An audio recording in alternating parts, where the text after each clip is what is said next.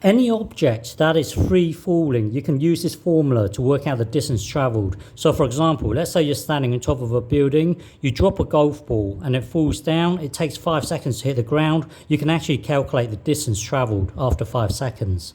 So let's try and understand where this formula comes from.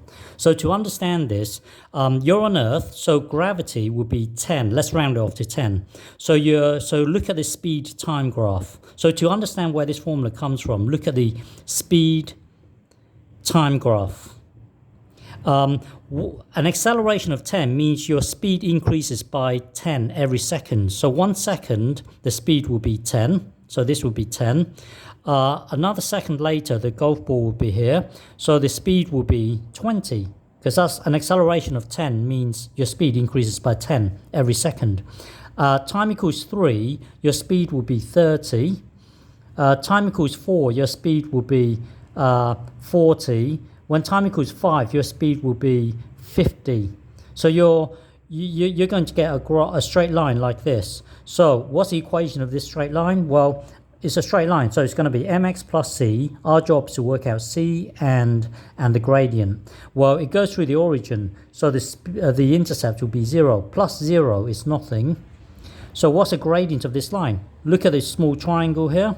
The height here, well, remember 1 second the speed is 10. So the height is 10, the across is 1. So the gradient will be 10 divided by 1, which is 10. So we can put it into the m. The gradient is 10. But then what does the y-axis represent? Y-axis represents speed. What does the x-axis represent? It represents time. So 10t. So the speed is given by 10 times t.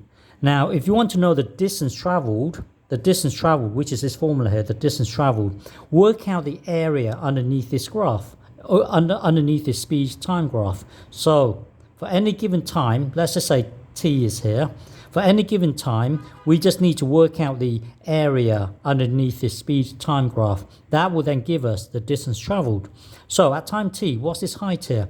Put it into the equation. The height will be 10t. What's this distance here? Well, it is t. It is t across.